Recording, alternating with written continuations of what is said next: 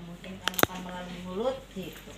Atau misalnya anaknya sariawan, ya kan nggak mungkin makan melalui mulut. Jadi alasan itu tergantung dari kondisi si pasien. Itu yang misalnya, oh ibu mau operasi, sebagai persiapan operasi anak ibu harus dipasang selang gitu ya. Jadi yang paling aman adalah karena anak ibu tidak memungkinkan makan melalui mulut, maka suster akan bantu pasang alat untuk memberikan makanan kepada anak ibu melalui selang ya Bu ya. Satu lagi, kalau mahasiswa senangnya kan gini, apakah ibu bersedia? Iya. Kalau ibunya bilang saya tidak bersedia, gimana? Ya, jadi kalau Bu Era lebih senang begini, jika ibu setuju saya akan lakukan sekarang. Jadi kan ibunya udah nggak sempat mikir lagi, karena ribet kalau misalnya apakah ibu bersedia? Nggak bersedia suster, kita edukasi dulu. Ini tuh gini loh Bu, penting, ibu tuh bla bla bla bla, repot lagi kerjaan kita tuh banyak ya. Jadi mendingan cari kalimat yang aman. Bila ibu setuju saya akan lakukan sekarang ya Bu ya, gitu. Baik ibu, untuk standar keselamatan anak ibu mohon disebutkan nama anak ibu dan tanggal lahirnya. Ingat ya, itu harus ibunya yang mengatakan atau anaknya ya kalau pasiennya besar. Jadi kita nggak boleh, ibu anaknya namanya Raffi Ahmad ya Bu, misalnya, itu nggak boleh. Ya, jadi syaratnya legalnya itu adalah anaknya, pasiennya atau keluarganya yang menyebutkan, gitu ya. Misalnya namanya udah betul, baik ibu saya akan siapkan ya Bu ya. Tentu yang pertama adalah cuci tangan 6 langkah biar cepet ya. Cuci tangan 6 langkah, kemudian kita memposisikan si anak dengan posisi yang nyaman. Nah, posisi anak ini tergantung lagi situasi. Kalau pasiennya misalnya nyesek, kita nggak usah memaksa dia untuk flat ya.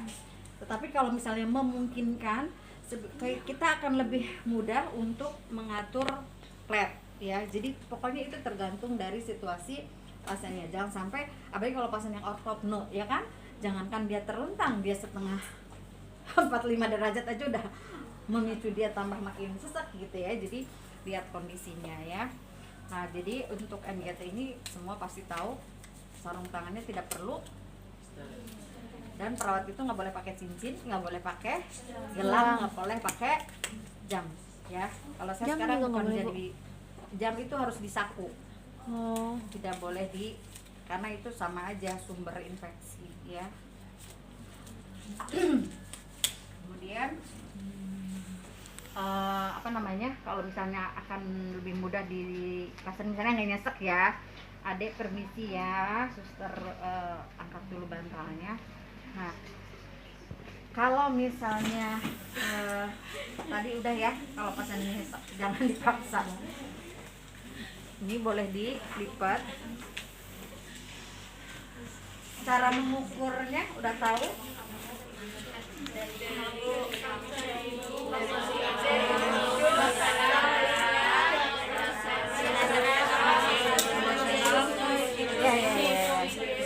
Pintar. Nah, kalau kita menandai, sebenarnya ada yang suka pakai spidol gitu ya. Tapi kalau saya lebih suka pakai plester. Mengapa? Kalau spidol itu kan bau ya. Apalagi misalnya itu di hidung lagi ya kan.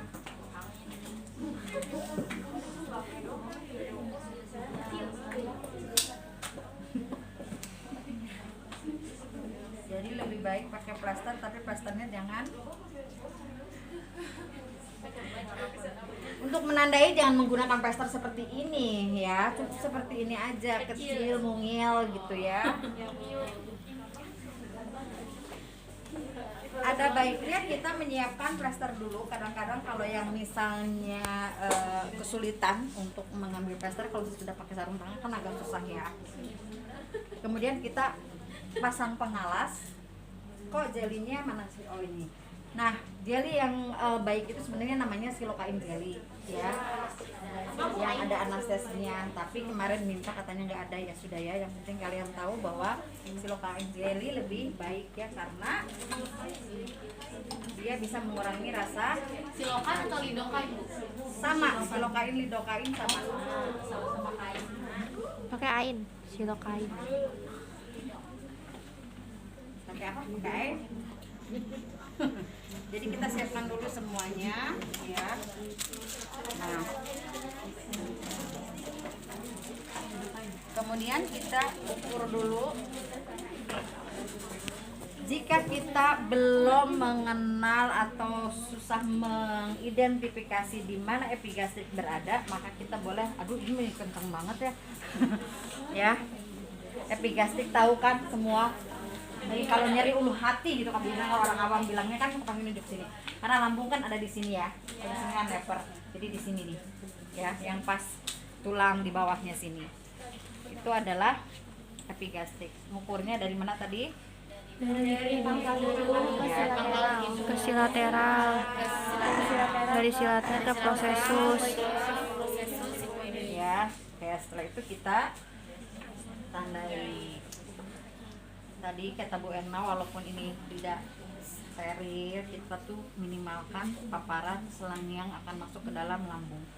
Karena memang lambung kita itu kan nggak steril ya. Kalian makanan ada laler aja dimasukin ke mulut ya. Jadi memang nggak steril ya yang masuk ke dalam pencernaan itu ya. Ini plasternya banyak banget sih. Kemudian kita oleskan gel ya. Jangan banyak-banyak juga, takutnya nanti malah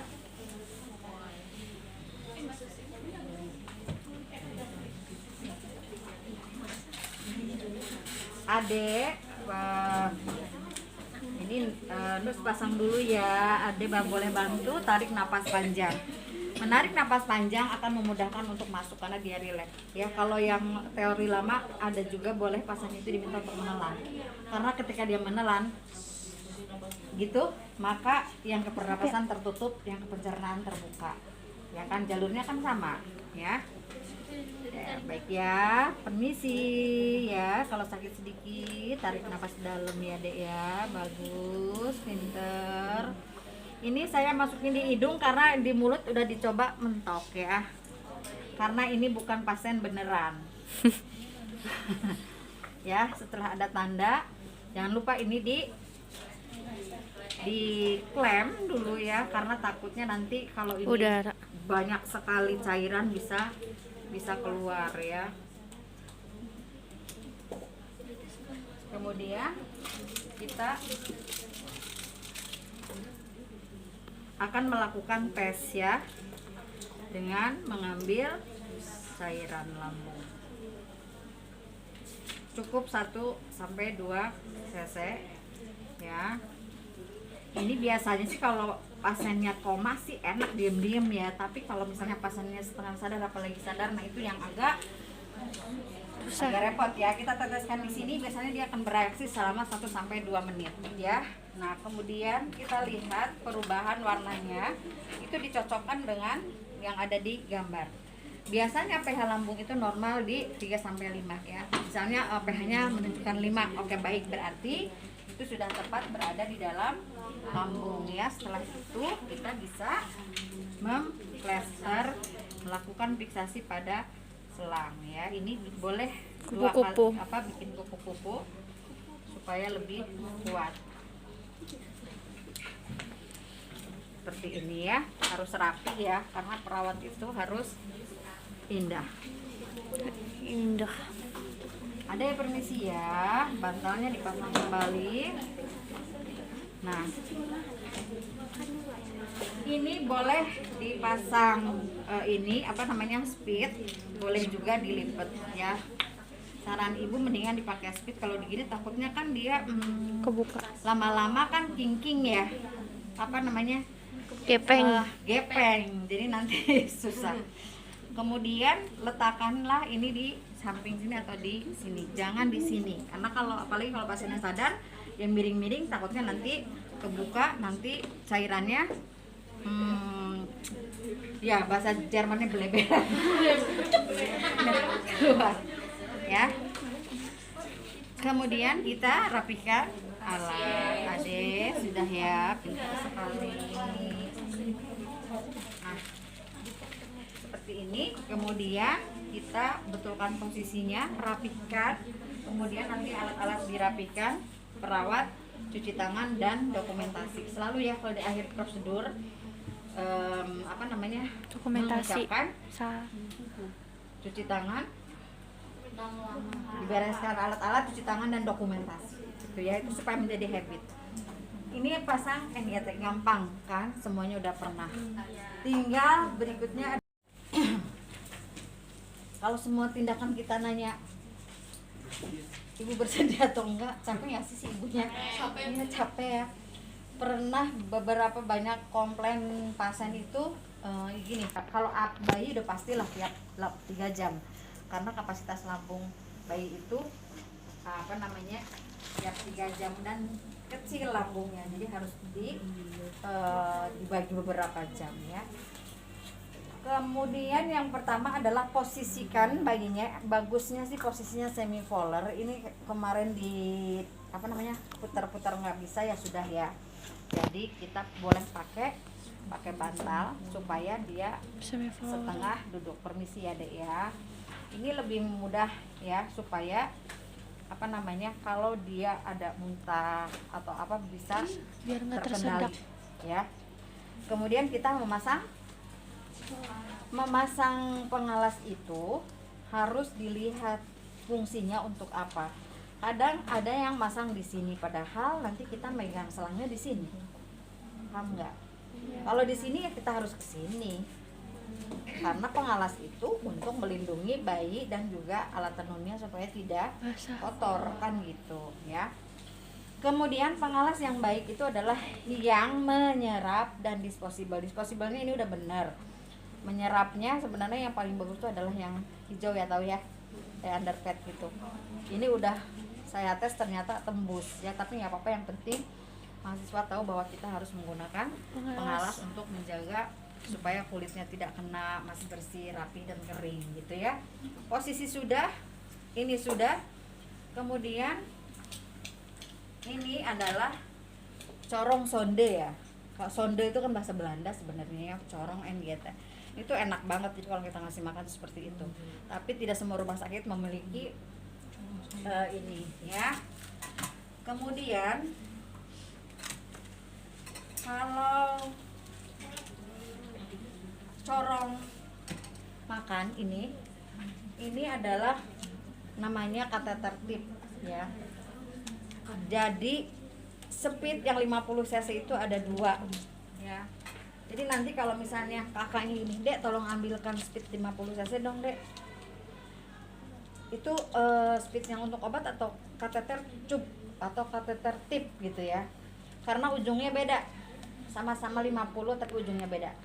Kalau ini biasanya digunakan untuk kalau kita memberi makan, menyepul kateter gitu. Tapi kalau ini buat kita ditaruh di infusion pump buat ngasih obat gitu ya. Jadi si ujungnya ini jangan salah ngambil ya.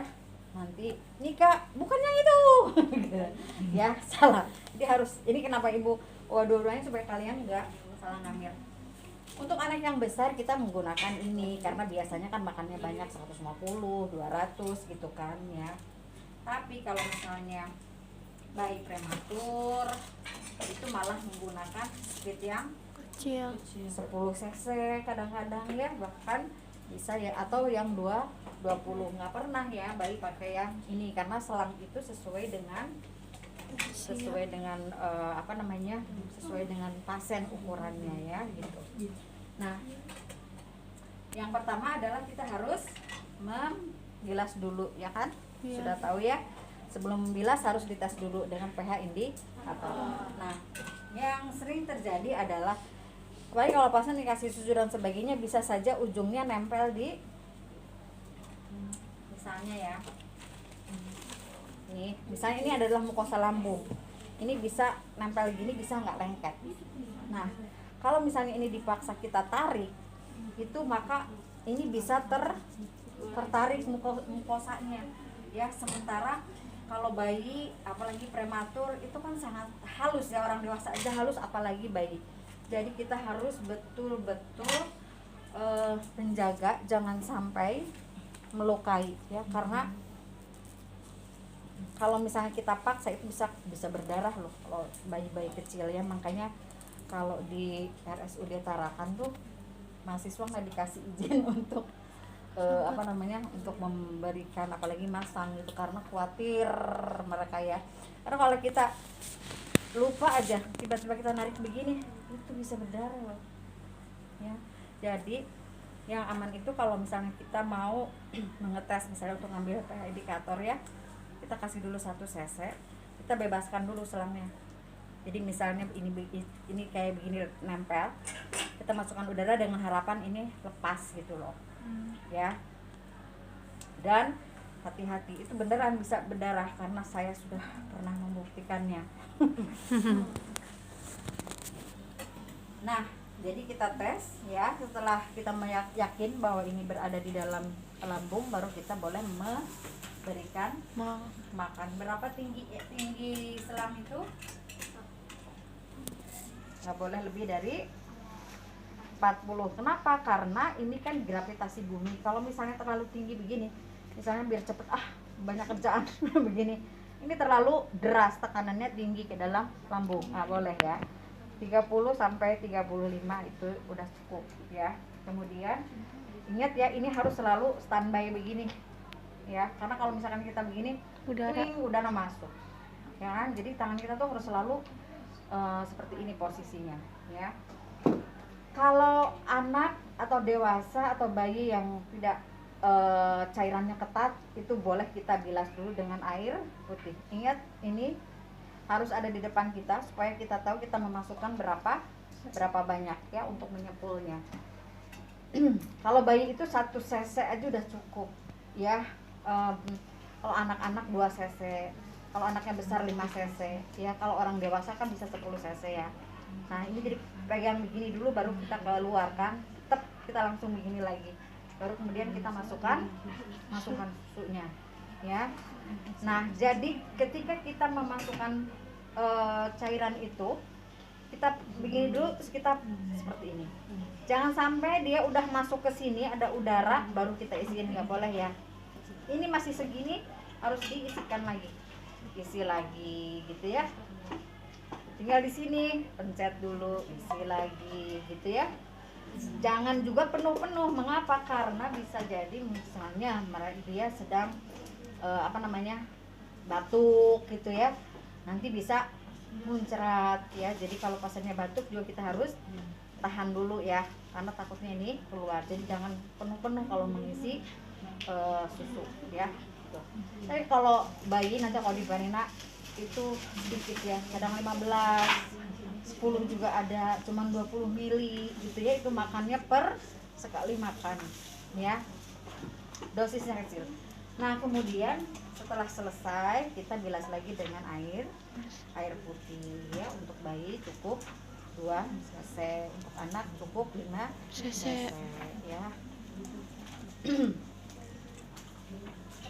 Sambil kita memberi makan, kita harus selalu memantau pasien, apakah pasiennya batuk, apakah biru, apakah sesak dan sebagainya ya. Nah, kemudian kita tutup, dirapikan alatnya. Posisi tidurnya sebaiknya dimiringkan ke satu sisi supaya mencegah, pasti kalau orang awam bilangnya kumuh ya. Nah, jadi boleh adek tidurnya miring sedikit ya dek ya. Nah, seperti ini. Nanti kalau ada mau berbaring lagi yang lurus boleh ya.